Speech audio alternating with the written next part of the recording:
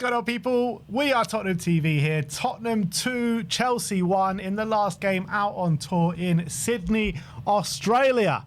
And Chelsea in the mud. Chelsea firmly Absolutely in the mud. muddy. Fantastic to see. It is fantastic to see. And look, we'll start off with the first half and then we'll talk about what happened in the second half. But look, it was a fairly strong side that Roberto De Zerbi picked, probably the strongest that we've seen in pre-season so far. But it didn't start well, did it, for Tottenham Hotspur? No. And I think for the first 15 minutes, Spurs were under the cosh, couldn't get out. Passing was very much rushed. We couldn't get a hold of possession, and Chelsea were definitely the team in control of the game. But we found a kind of solution, and we got a goal against the run of play. And, I mean, let's talk about that goal first, because... What did you make out of it? It was a decent goal, wasn't it? Well, I think we showed good both sides of our play. So it was really good winning the second balls in the middle. Tonali battling for it, Gallagher battling for it, and then Tonali picks up the second ball. Very quick pass into Solomon. He takes his time, composed. Gallagher makes a run into the box, opens up that space for Tonali on the edge of the area. Solomon finds the gap, pulls it back, as he's been doing all pre-season, and Tonali takes a wicked deflection, a bit of luck, but, you know, we did really well to manoeuvre the opportunity. So you only earn luck, and Tonali getting his first goal on a Tottenham show was great to see. You know what they say, if you don't buy a ticket, you can't win the raffle, and that's exactly what happened, and Spurs were 1-0 up firmly against the run of play. But Chelsea goes straight up the other end after a few minutes and get that goal. Really bad defending from Robertson to not defend his back post with Esteval lurking there, and obviously Esteval heads it. Kinsky gets a touch on it, and it goes in the back of the net. But I think it was that moment when Chelsea scored where Spurs really flipped the game on its head a little bit. Well, if you remember when Chelsea scored, we were on the attack, and we pressed them and won the ball right on the edge of the area. And we just didn't quite get it right, and then they broke, and obviously they scored from a counter attack, and that was quite frustrating. But after that moment, 100%, Spurs really took control of the game. They were so comfortable in possession. I thought Tonali and Bergvall started to link up a lot better. They were finding their combinations. Tell was starting to run havoc on the left-hand side. I thought Van Hecker and Davis were starting to find their passes as well from centre-back. So all of a sudden, Tottenham went from, you know, maybe under the cosh a bit early on to totally in control of the game, and also looking dangerous and looking really good in possession. And they were just popping their passes around, looking really confident. And I thought Chelsea were actually chasing shadows a bit for the last 20 minutes of that half. And, you know, we ended that half with 70% possession. And I thought we were well on top. And it was a shame the half ended when it did, because I felt we had a bit of momentum at that point. So I thought it was a really good performance, actually, in that first half overall. Yeah, it was. It was just like, so the kind of opening 20 minutes to the last 20 minutes was so different, wasn't it? It was like polar opposites, where you got the first half of it, Chelsea well in control, and then Spurs, regain control of that game. I think we were better in the last 20 minutes than they were in the first 15. Yeah, I'd agree with that. And, you know, there's some really good performances out there from Spurs in the first half. I thought Ben Davis was fantastic throughout, to be honest. Matisse Tell was a constant threat down that left-hand side. There was one moment where he just decided, you know what, fuck this, I'm going to take it around everyone. And he nearly scored off the back of it. Yeah. It was a fantastic run.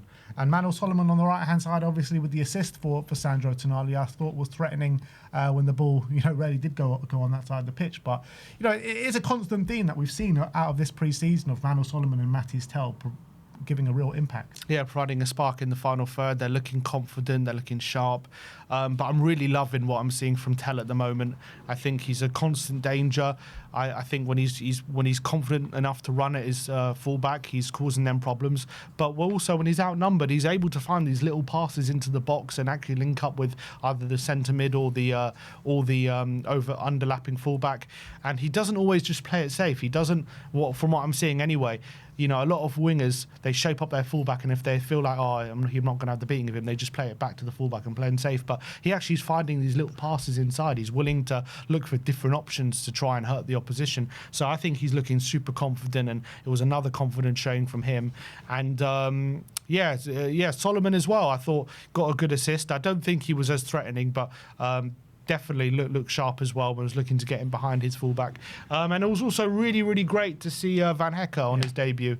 And he had a really strong showing. I thought he showed exactly why we bought him.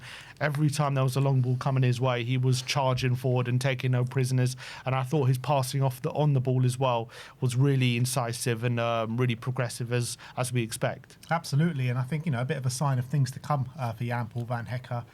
Brilliant passing, really aggressive. Shame we didn't see him for longer than we did. Obviously, he went off. What was it, half time? Yeah. But great to see him finally in a Spurs shirt, and I thought he put in a really good performance. I think he sparked up a really good relationship, and back too with Ben Davis. Them two were fantastic together. I think Archie Gray also had the captain's arm. It's actually mad when you think about the players that we had on the pitch with Robertson and Ben Davis. Proper. Ben Davis been a stalwart at Spurs, been there for 12 years. Andy Robertson, been there, done it, won it all. And their captain is Archie Gray. Yeah. It's quite mad, isn't it? But Archie Gray was probably the player on for the longest. I think he played the 90 minutes. Yeah. And I thought he played really well for the first half, particularly.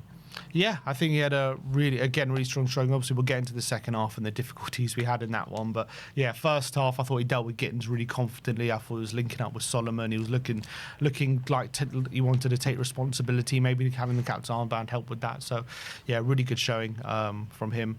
And we'll get into Kinsky's second half performance in a minute, but in the first half, he was still spraying those passes, wasn't he? And he was still putting them right on the money, looking confident as ever. So yeah, I was really happy with the first half. I thought De Zerbi had one over on Alonso, in my opinion, in that first half a bit, in terms of just how we were looking compared to them. I thought we were looking a bit ahead of them, to be honest, in my opinion. I guess probably the disappointments of the first half was Andy Robertson and maybe even Dominic Solanke as well, because Solanke was pretty anonymous up until the last 10 minutes, where he grew into the game a little bit, but still didn't provide too much. And Andy Robertson, I was expecting a lot more from Andy Robertson today, and obviously he was at fault for the goal that we conceded, and there was just some really loose touches and bad passes from him. And there was one horror one in the second half. Yeah, nearly cost us a goal. Really nearly cost us. So, I do expect a lot more from Andy Robertson. His experience. Yeah, it was a bit of a stinker in the end, to be honest, from Robertson. No getting away from it. He was not looking sharp. He looked a bit off the pace. I don't think he was getting beaten too much. It was always all calls from himself, most of it, just making mistakes. Wasn't getting forward as much as well, so we weren't able to see the best side of him, putting those crosses in the box as well. And I felt like he was just completely off the pace and nearly cost us a few times, to be honest, Robbo. So yeah, it needs to do better. But you know what? At half-time at 1-1, we were sitting here at half-time, both kind of happy with the way Spurs have been playing. We ended the first half the better of the two sides. It was a shame to only go in at 1-1 because I thought we were the better team and maybe could have gone in with a lead. But I was fairly happy with what I saw. And, so you're thinking more of the same in the second half and we'll probably go and take the win. Kevin Danso comes on along with Richarlison, and two players that had a major impact in the game, to be fair. Kevin Danso, 3 minutes in. Oh. What is he doing? What is he doing? The ball comes back to him. He kind of lets the ball run past him and takes down, who is it, João Pedro? Yeah, João Pedro just steals a march on him. And I'm just like, how can you get sent off 3 minutes into a pre-season friendly in the second half? It's just so brainless from him. And that's it. De Zerbi's plans for the second half, all thrown out the window. Yeah, if you want a mental image of what happened, it's remember Dragusin against Karabag, where he let the ball run across him, didn't realise the attacker was there, and the attacker steals a march and he ends up just grabbing his shirt, bringing him down when he's one-on-one, so it's an obvious red card. It's 10 out of 10 times that's going to be a red card. Yeah, Danzo, it was just a bozo moment. And I think, for me, what's frustrating is it's a pre-season, so I think the right thing to do is just let him run and score, or have the chance, maybe back Kinsky to try and save it, because we're going to benefit more as a team, playing with 11 men and trying to get ready for the season than just like, because how many times are you going to play with 10 men during a season compared to 11? Obviously, you want to be prepared for what you're going to be doing most of the time. So if I'm De Zerbi, I'll tell Dan, so let him score next time. If it's a friendly, don't have to drag him down and cost us a player and cost us a preparation time. So that was really frustrating. It was just, I was really angry at the time because like it ruined the game. Obviously now Tottenham have one less man. We're going to have to retreat a bit. We're giving the ascendancy to Chelsea, and it was a completely different game because first half we ended the game with 70% possession, and obviously that was completely flipped in the second half. Yeah, it was. And, Chelsea grew in influence, obviously. After the red card, they were creating chances. Antonin Kinsky pulled off one of the best saves I've ever seen. Seriously, last season, back into last season, some of the worldy saves that he was pulling off to keep us in the division was phenomenal. And he's carried on that into pre-season, into this game against Chelsea, which could have been a match-winning save. Because if Chelsea go 2-1 up that early on in the second half, you probably fear the worst. Probably they would have gone on and got a couple more. But that save to keep us in the game was just insane. It really was. Yeah, he made like 3 or 4 good saves, but that first save he made, it was from Esteval. I mean, it was reminiscent of that one he made from Longstaff, the way he just clawed it like from behind him to tip it onto the bar. But this one was maybe even more impressive, the fact that there was bodies ahead of him and there was a deflection on the shot as well. So how he was able to quickly react to that, get a hand to it and push it onto the bar. It's world class. If you haven't seen it, try and get a clip of it because it is a world class save. There's no doubt about it. And we've been talking about his shot stopping, and that's something that's a big question mark of his. But some of the saves he's been making since the last 7 games of the season have been nothing short of absolutely sensational. And this is just another one to add to the list. So big up to Kinsky. And then after that, he had to bail us out a few times. I remember Tonali should have had a foul on the edge of the area. They had another one-on-one. He saved with his feet. Robertson had tried to, he chested it towards Kinsky, and João Pedro was standing right there. I don't. I keep replaying that moment in my mind. It's just like, what is Robertson even trying? He's trying to be like, he's got like players around him. Yeah, he's trying to be too composed, but it was a stupid decision. And João Pedro had another chance, which Kinsky had to save. So if it wasn't for Kinsky, we wouldn't have won this friendly. He kept us in it. And not only that, but his passing throughout the whole game, yet again, was top-notch a couple of times as well. Heart-and-mouth moment where Palmer's pressing him and he had to play a little touch past him, but he just did it effortlessly, didn't he? I'll tell you what, that's for sure what you just said. But to be with 10 men for so long in the game, Spurs... the players on the pitch deserve a lot of credit because they dug deep, they really fought for the team, and a back two of Malachi Hardy and Ben Davis for the lion's share of that second half. I thought both of them did phenomenally well. Malachi Hardy came in and it didn't look like much has changed. I thought defensively he did so well. He stepped in and kind of rushed into midfield a couple of times as well. I think Malachi Hardy, every time I see him play, he impresses me more. And today, again, another really strong showing from him. Yeah, had the lap to deal with as well. Bit of a physical presence, and put his body on the line a few times with shots, which he had to block. And another really, really impressive cameo from him. Impressive cameo from Rio. Only lasted about 10 minutes because he went off injured, but he made an impact when he came on. In that 10 minutes, he was bursting through in Chelsea's half. He saw the gap and he's like, I'm going for it. He took the shot, hits the bar. For about 25, 30 yards. Yeah, it was a fantastic effort. Would have been a brilliant goal. But the grit and the determination from these Spurs players to stay in the game, and they did that. Yeah. And I thought, at some point during the second half, maybe like 20 minutes in or stuff, Chelsea didn't really have much after that. Yeah, so, however frustrating it was to have played that second half with 10 men, at least you got to see a different side to us, and you got to see a side of a lot of these players who weren't willing to give it up, were willing to make sure it was as hard as possible for Chelsea to get that goal. Even on some occasions, a slight threat on the breakaway as well, not willing to just sit back and not be a threat at all. We were trying to at least break on Chelsea on a few occasions.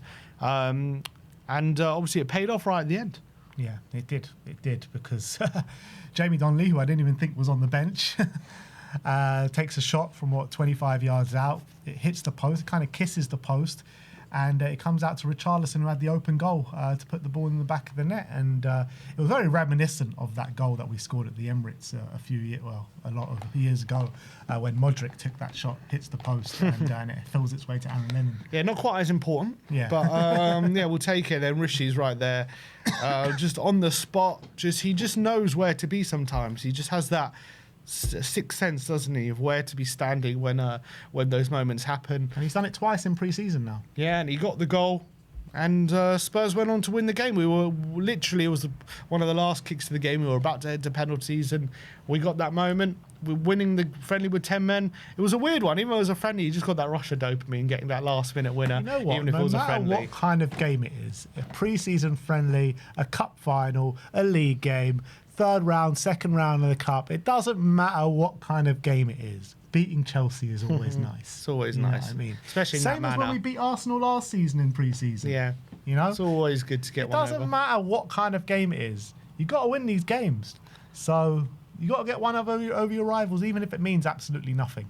Even if it means nothing, it still means something. So yeah, really good to get the win.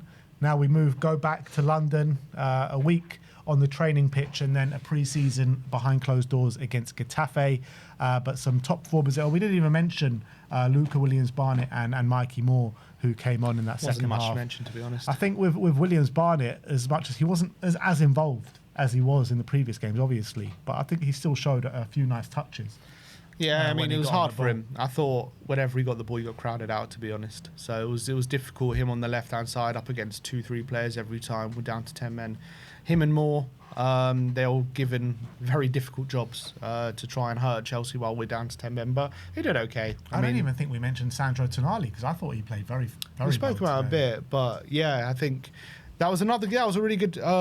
He showed what he's going to offer in that midfield in terms of technical ability. I think once he got going with his passing, obviously one of his passes created the goal, but those little flicks, those passes in between the lines, he was showing what he's capable of, and obviously off the ball, we know what he offers as well. A really strong showing from him. All right, so that is it. Tottenham 2, Chelsea 1, a last-minute winner in Sydney.